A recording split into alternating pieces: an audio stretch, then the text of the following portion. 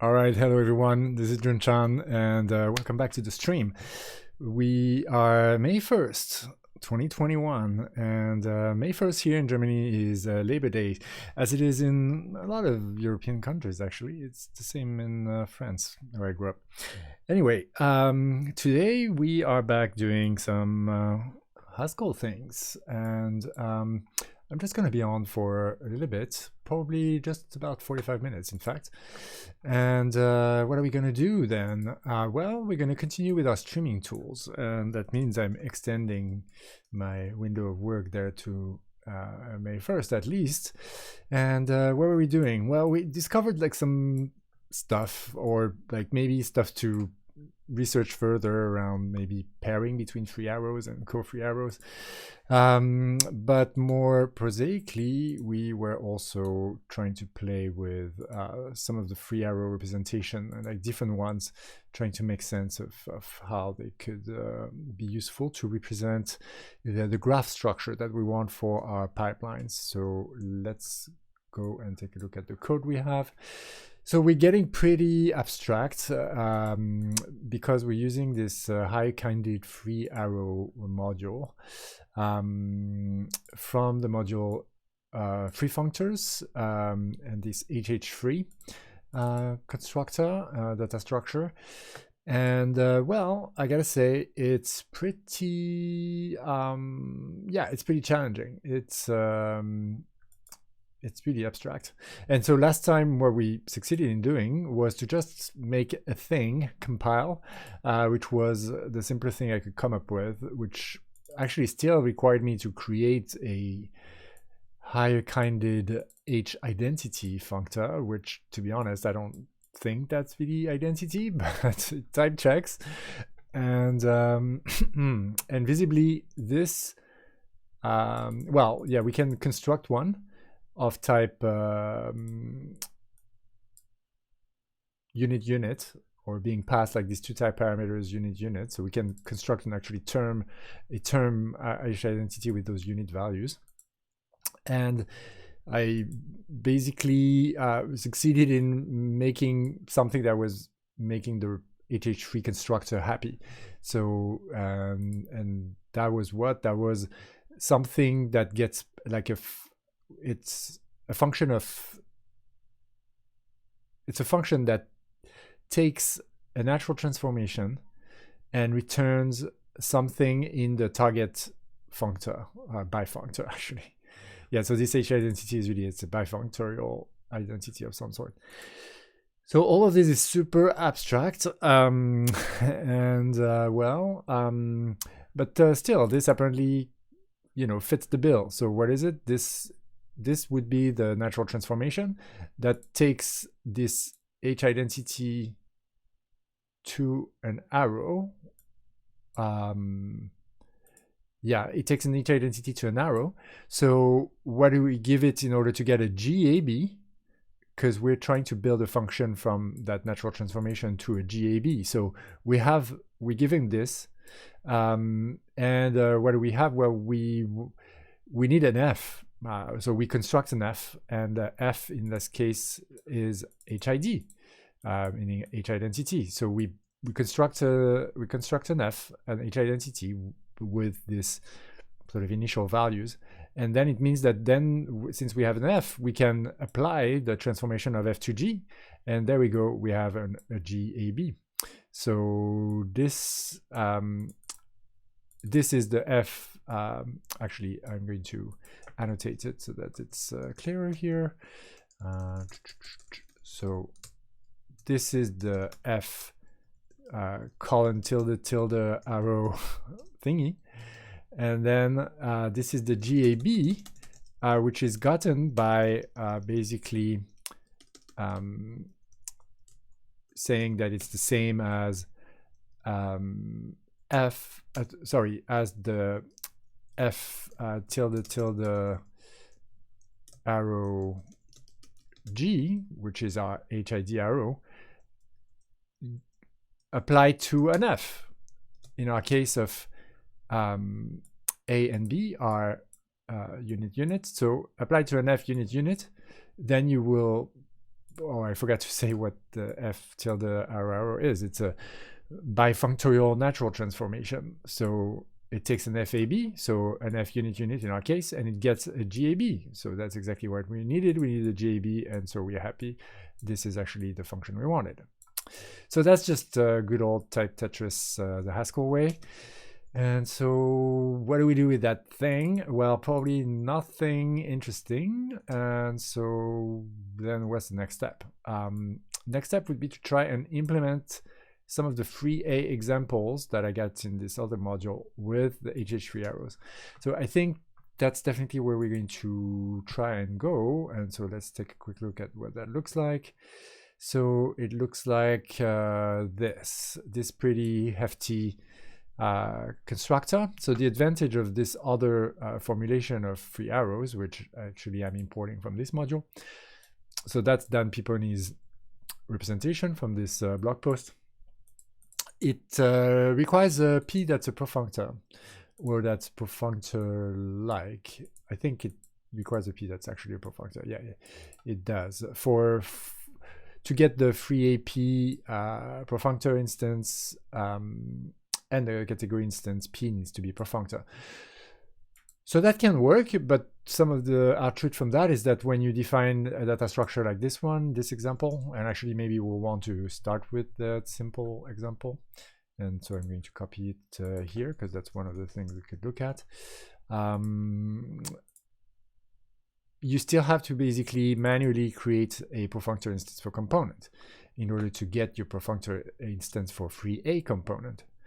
And so, well, gotta say, that seems like a lot of work, and maybe we can avoid it. But not only that, is that Sjord Vischer in the Stack Overflow post that we were looking at last time, basically say, well, this is a CPS version of it, continuation passing style version, which means that it should be more performant. And I think it means that we get the profunctor instance for free, except that we need to deal with this kind of mind-bending style functions. So, you know, this was mind-bending with something that's just identity unit. So I expect that it's going to be even more mind-bending when we try to do something just a little bit more ambitious. So the question here is, this is, I think, possibly too ambitious to try it right now. Although it is kind of the minimal example of something that does something, because it has like the getting and the setting in some sorts and this kind of identity-like thingy. Oh, this.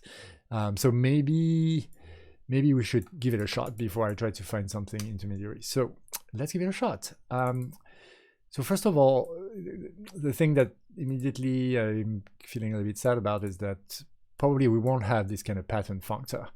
It's like so nice to have a pattern functor like this, because it makes me think exactly about free functors and you know, free monads from a pattern functor, and it was so nice to get that. So, you know, maybe it will be worth it in the end, depending on how complex things get when we try to get this from the HH3 arrow. So, okay, I'm stalling because I have no idea where I'm going. Especially because now we don't have component here, because in fact we have an additional type parameter to add effects and possibly extensible effects, which is the whole reason why we actually moved to this more higher kinded representation.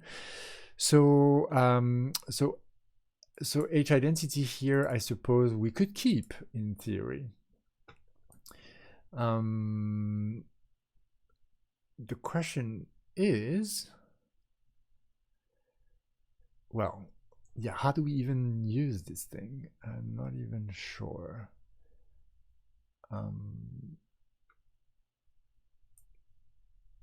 Okay, yeah, that was just for record syntax. And this is the arrow instance for free AF. So in theory, it means that, like, keeping with my thing example, that maybe, yeah, let's try to just interpret things so that we have a little bit more boilerplate around things that we can reuse. So possibly it's just run HH3 that would give us an arrow. I see. So hold on. We kind of want to have a proc syntax here, I think. Do we have arrows? We don't have arrows. Arrows and proc, and then we want to do like something like this, I suppose, and then return a blah. But you know what? Probably we want to call this like program, because that's really what we want. And then our program will be of type arrow of, well, let's say units probably here. And what's the dealio with a here? Parse arrow. So I might not be doing the right arrow syntax thingy. Proc blah do. I'm missing a do. So let's do do. And return a. Maybe I need to import arrows or something. Right. Okay. It's return a in that way. And in that way, that's what we mean. Okay, that compiles. And then how did we run our arrows back down? We had to run them with an interpreter. That's one thing. And we're using this fault-free A. So we maybe need to find the equivalent of fault-free A in the HH3 arrow world. So that's possible, right? That would be the kind of, what is it, a catamorphism? Or a, I think, no, it's not a catamorphism. It's maybe a helomorphism. So we need to find like the recursion scheme that would work, but then, yeah, we need also the interpreter, right? So how we do that? What's an interpreter in this HH3 world? Here it was taking component AB. Oh, right. So hold on.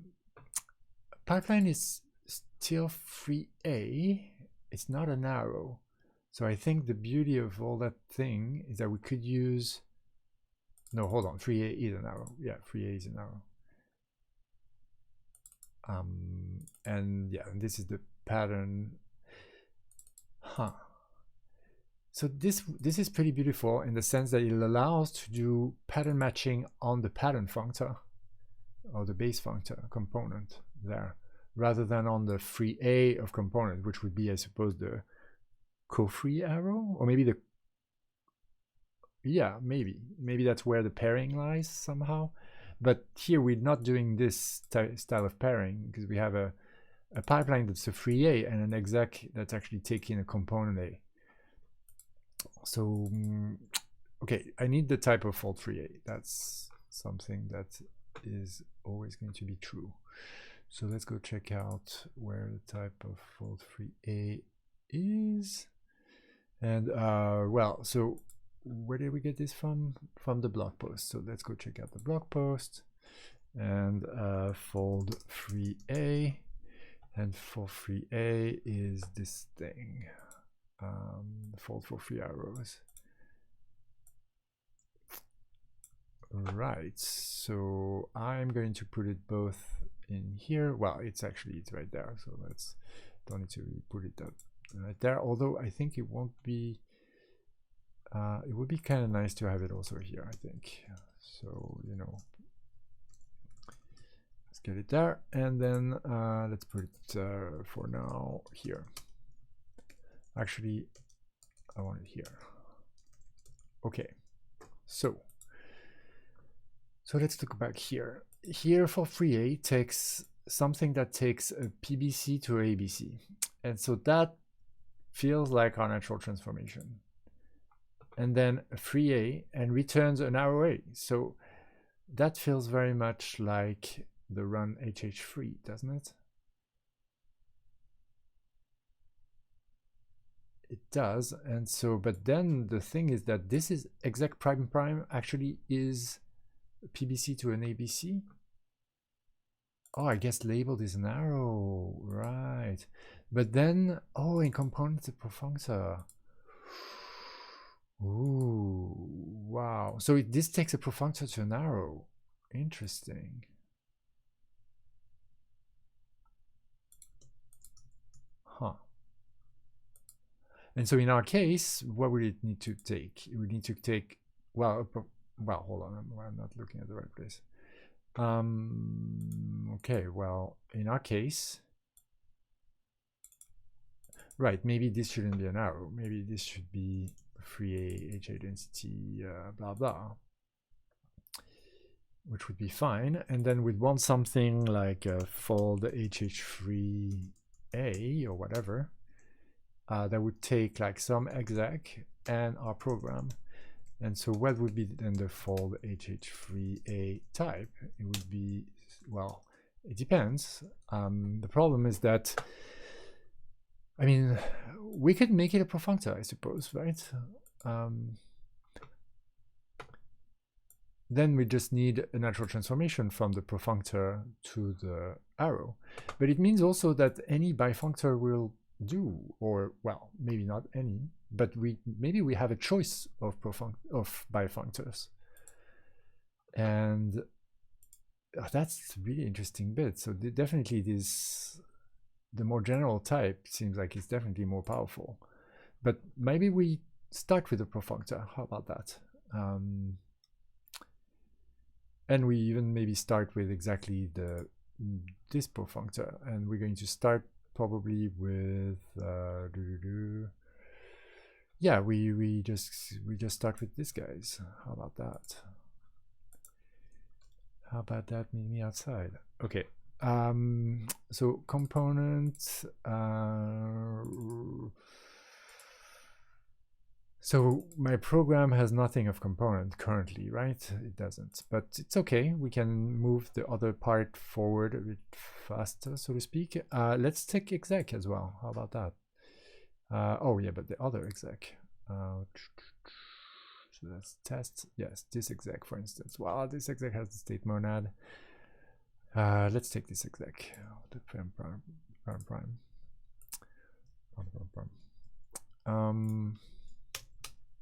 Okay.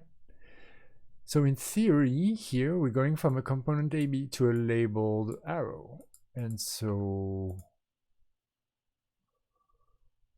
what? And so we want something that goes from, okay, well, let's say PAB. Well,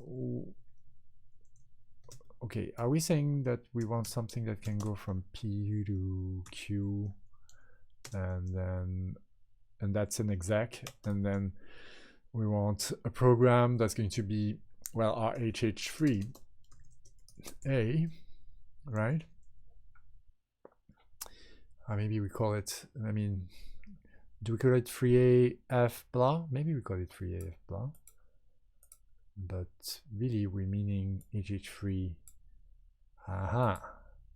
Yeah, really we mean HH3. No, so we're going to use the HH3 thing. And actually, I think maybe it was a mistake to call this 3A. And maybe we should use this H3 arrow everywhere. Yep. That's the case. So let's do HH3 arrow and HH3 arrow and okay. So maybe HH3 arrow here as well and H identity blah blah. Can try that, right? And then gives back what? Well, gives back an arrow blah blah. I think, right? Yeah. And here Q is arrow. And P is whatever we want. And we say that we'll make it a profunctor. So we kind of want it to be component, to be honest. But it could be any profunctor. So we just say profunctor P blah, right? Right, except we need to import profunctors. And then we need to import labeled, or is that, yeah, we can import the one from free arrows and the constructor, yeah. and then we need to import sum from sure data functor sum, and then here we'll say just undefined for now and see how things look. We need to import arrow or no? Oh.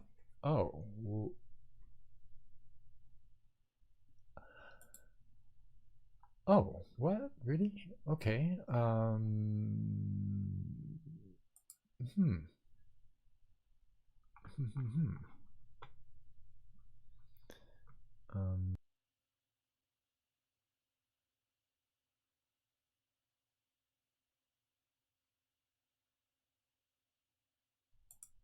Well, arrow.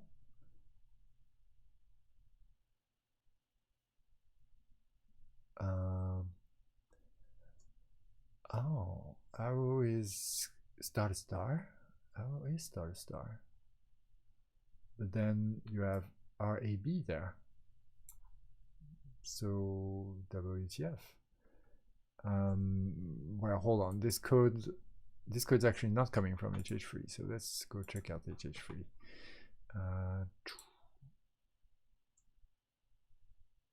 GAB. CG. Maybe you need it parameterized somehow.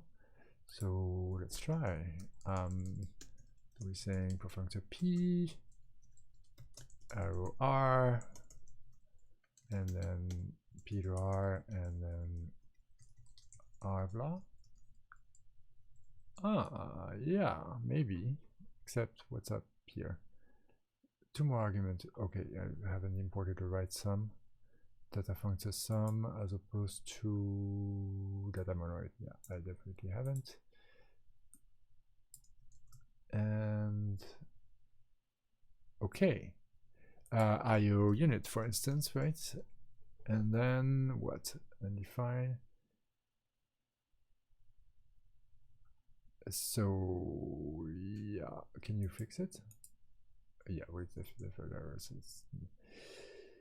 And you need the exact prime prime.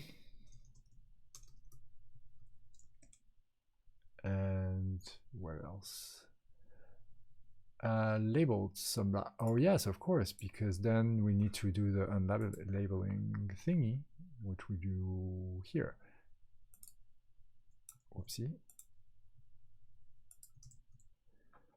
And all right, let's do the unlabeling thingy, and then we need unlabeled.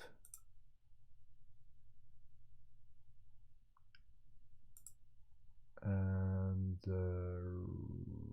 add label and label 2. That's the one. And then that default constraint thing. But I think now we're just in the world of warnings.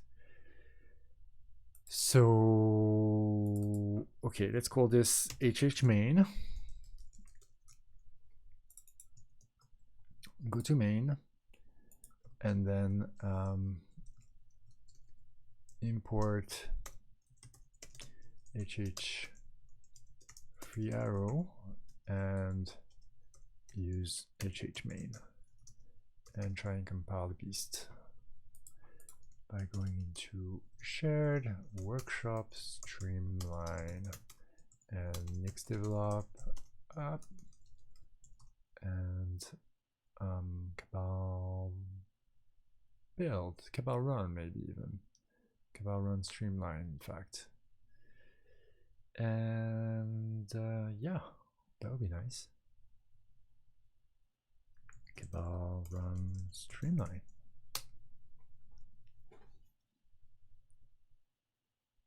So we haven't defined, so that's going to blow up. Right, okay, design is lacking because of me trying to get time into things. So we compile and operator. Right, so yeah, definitely not. Where is that MSF thing? Design 251, okay. Design 251, oh yeah, indeed. And yeah, that's kind of still something we're trying to define here, is whether the F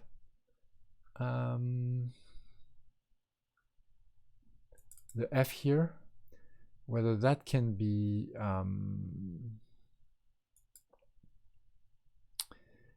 well, we called it F in to kind of have some parallel with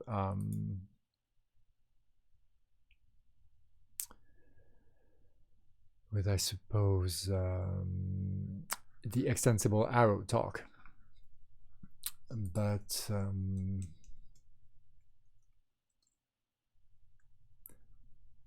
so I suppose I should here maybe do a few things. I should get that guy in, and then I also want to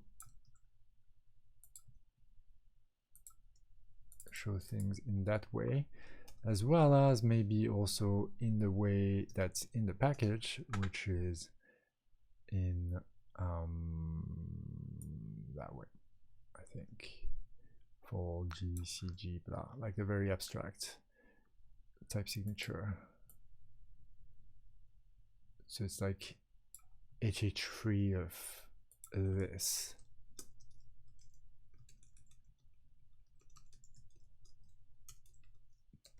And we can maybe even put an intermediary thing saying it's arrow R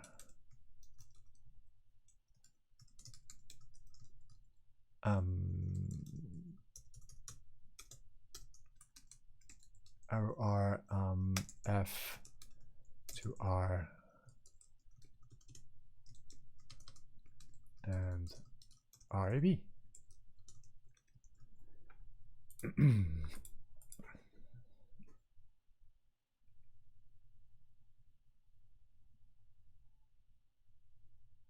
Yeah, it's kind of all sort of aligns a bit. And then the question is, well, is F less M?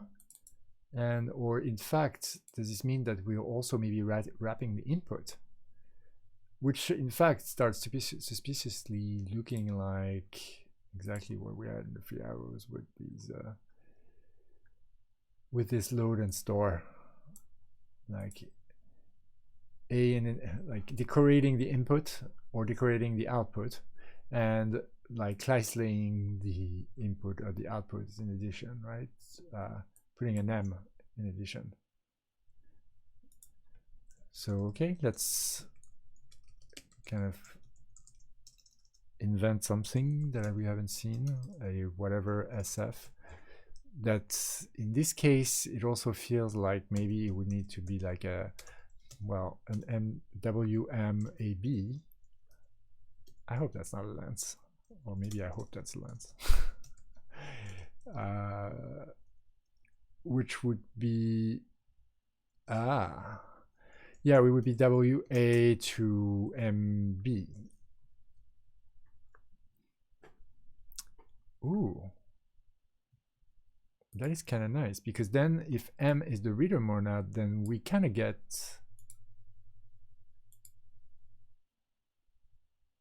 blah, comma, blah. Or is it reader T? Reader T, M, well, reader T, exclamation, interrogation point M, then we exactly get that.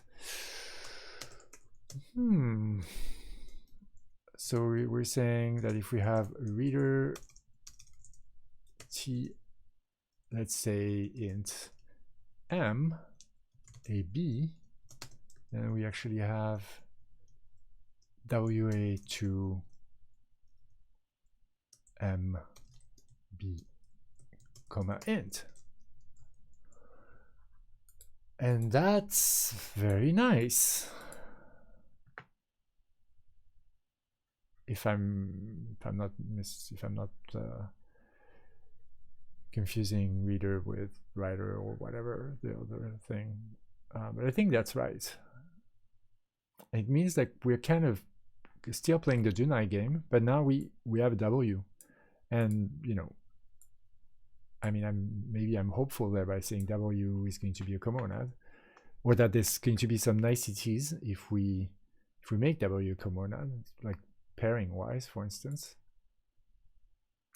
Which reminds me of something exactly in the talk, which is that in the talk, it seems like there were somehow maybe two interpreters. There was an interpreter for the arrow sign thing, and then an interpreter for the effects. Am I right here? Ah, boy, yeah, fuck. Sorry for the swearing. Yeah, the slides are just so impossible to read.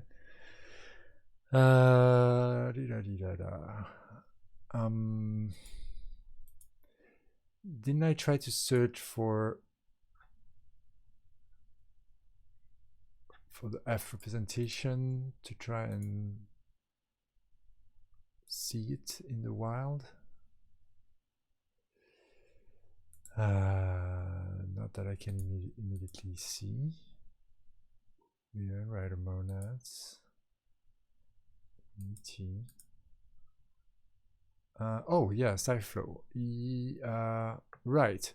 Yeah, so something a little bit more, in fact, something, yeah, definitely a little bit more parametric or generic, possibly, with this arrow-like. Right. So yeah, I think I did that search for FreeAF, and like a few things came up, including this. And this is exactly what we want, in fact. Yes, excellent. And so let's see, F. It is, but there's suspiciously a lot being commented out there, and that looks more like the Stack Overflow post. But here we're going to what? IO. So right, so I think, is that an effect interpreter, and then there's also an arrow. Oh, right. In the talk they call it an arrow compiler. They say that arrows are compiled, which sort of means that they're the dot. It seems like arrows are basically compiled into a category of sorts, where you have a choice of what composition means. Like the free arrow gets its categorical meaning from the definition of composition.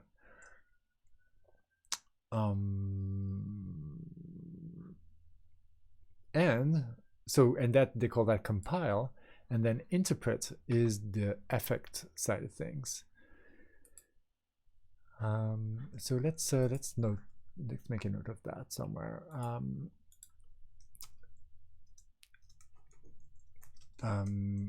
Compared to the free A from extensible free arrows in this talk,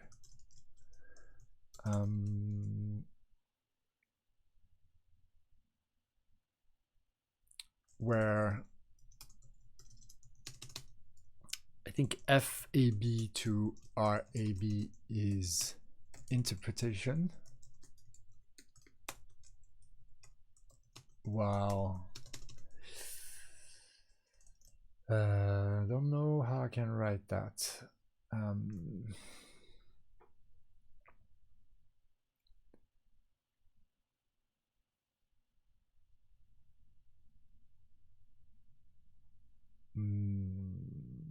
Maybe free AF to arrow.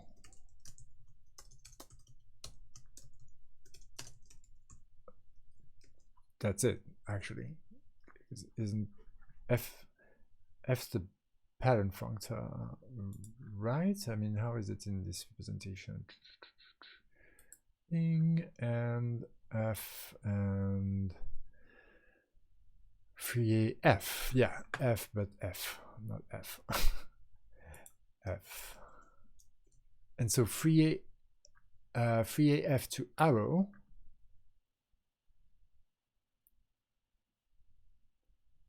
That's free AF to arrow. That's eval, and that's, yeah, and I think that's compilation,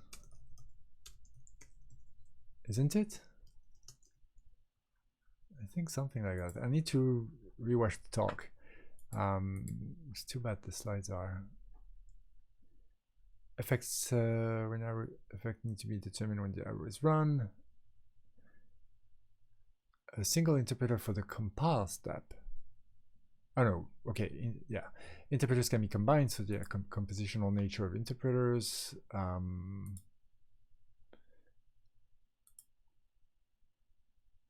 Assembly, so I think maybe it's before. Running free A, right, so there's both compile A and interpret the different effects in a particular order. So that's definitely something I want to note. That was kind of this slide plus maybe the one before. Closely eval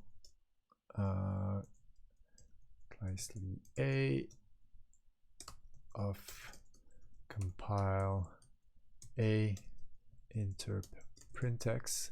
So compile A is the arrow interpretation, and then interp is the effect interpretation, the extensible effect interpretation with this specific order here, and extensible arrow is the payload. It's the, in our case, it's the pipeline, and then I think that's the initial value for run closely. Probably it's like some init value, which needs some type, and I can't see the type. Let's see if we can zoom in. Okay, why not? It went to my other screen. Don't know why.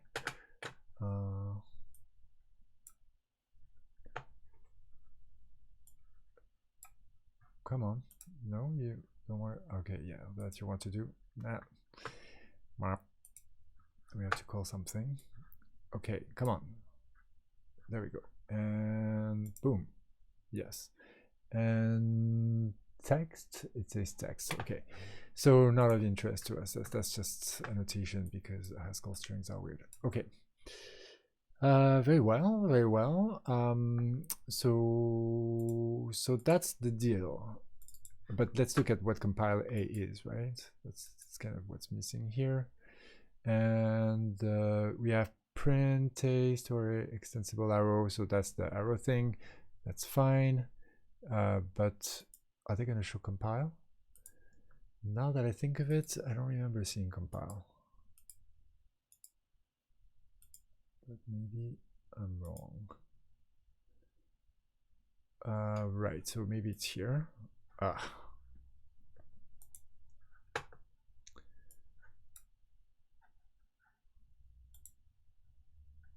And what do we have? I can't see anything. Left F and fmap. Fmap F, yeah, that's what it is.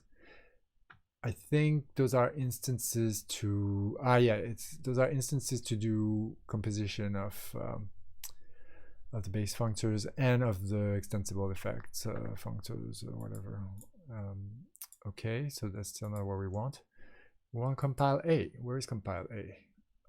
Okay, we have eval closely A, which is nice. So that goes from a free A. I kind of want to note that, because that's kind of the essence of the talk. Eval closely A is of type for MAB, monad M to free A. Okay, now I'm totally guessing, can't see anything. Yeah, it just kind of closely M AB. Closely M. Oh, like that. Okay. To closely M AB. Oh, or is it closely A? I think maybe it's closely A. So check it out. Helper func closely MAB. Okay. So it kind of extracts the closely. It actually that's really eval closely A. Interesting. That's really eval of.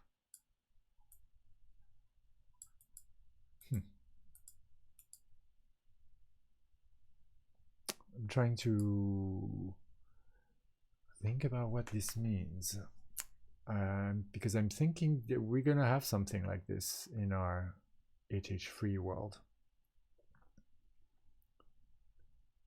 I think, because we're going to want probably classy arrows, although classy arrows, they have directionality, right? Whether we're talking now about something different, like that's like some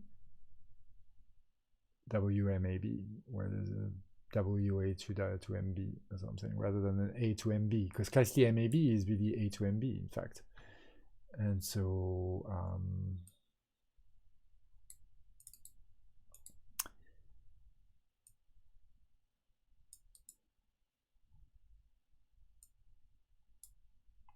so I think that's it might actually be indeed a helper function, but that allows to simplify how you write effects in the arrow notation inside the inside things like print a. That's not a classy arrow, I don't think.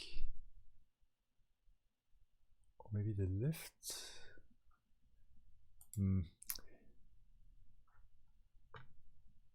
The lift just have map.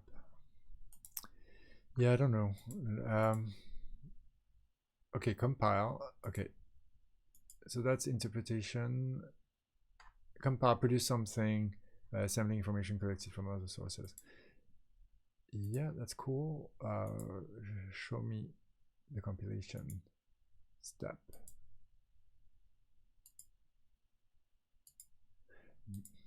Where is compile A?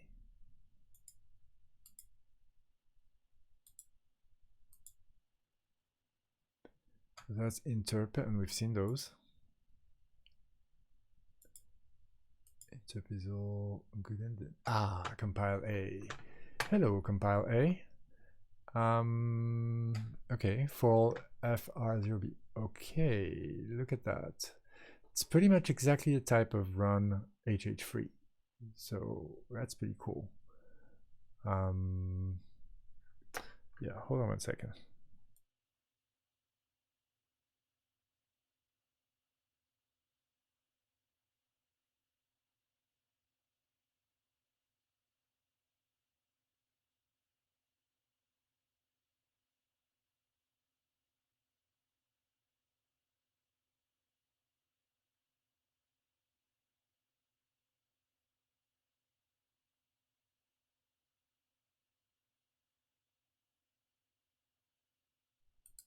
And I'm back. So yeah, I'm back for like 2 minutes or whatever. And yeah, indeed, exactly 2 minutes. So yeah, let's write the type of compile A, because that's nice to know. Compile A, and I was saying it's basically run HH3 as far as I'm concerned. It's pretty much exactly that. Compile A, blah. Let's take a look at it again. It's for FR0B0, arrow R. Okay, so the destination function needs to be an arrow, and then but it's then for all AB, FAB to RAB. And so there's some rank n shenanigans going on there, right? Which we don't see because we have a natural transformation from F to R in our case. So the for all AB is actually embedded in it, so we can use AB in there. And then, as far as I'm aware, oh yeah, we also have arrow A. So it is exactly, compile A is basically exactly run HH3A.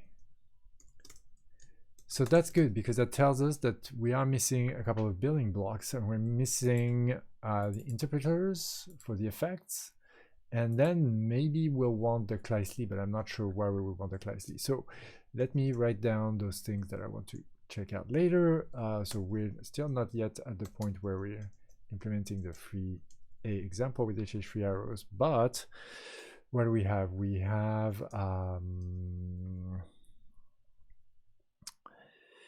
we kind of have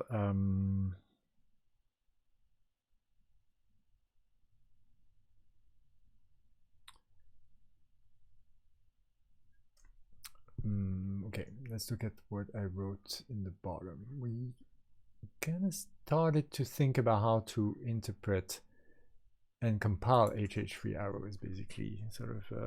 So interpret and compile HH3 arrows.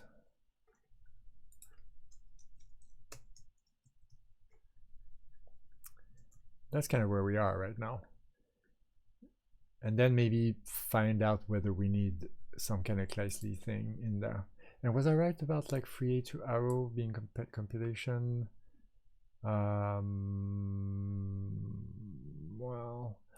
Well, actually, yeah, I'm not exactly right here. Run HH3.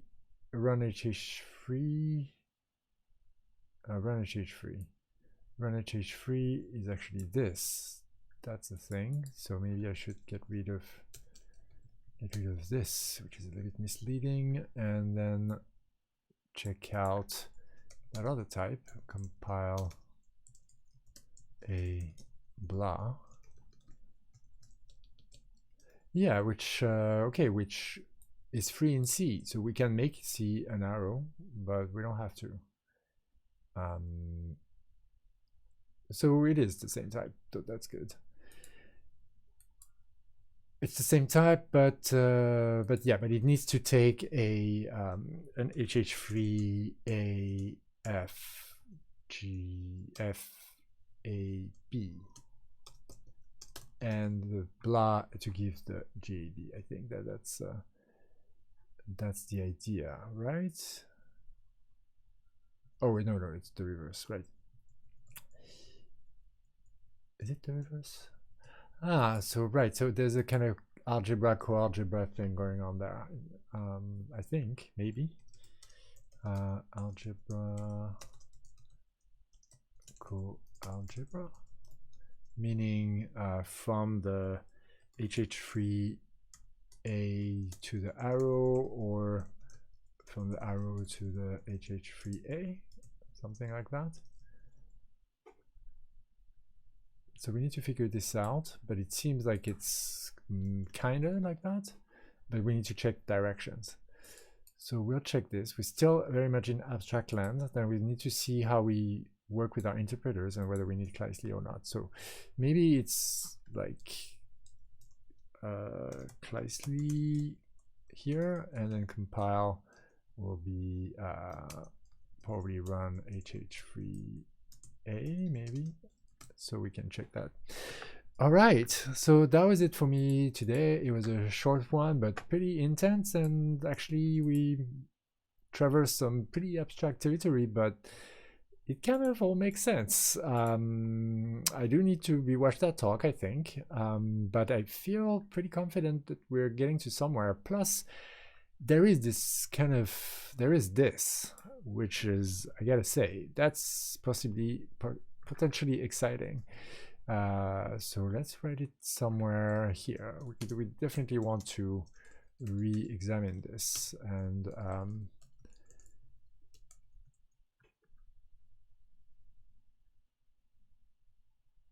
it almost feels like it has like some perfunctorial structure, like something like where if you didn't have an arrow, then you'll have something like a P of WA and of MB, something like that.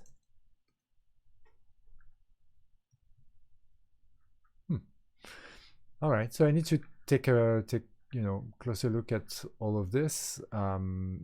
It'd be fun to see whether, in fact, decorating the input is actually something that we can play with, and this makes me think about, in fact, decorated cospans as well, and maybe there's decorated cospans here. That doesn't seem impossible, in fact, but I don't know, maybe it's just that I like those words and they seem fun and I like to use them. All right, that's it for me. Thanks for watching, and see you on Tuesday for probably more Haskell. I'm going to continue with this for a little bit more. All right, bye-bye.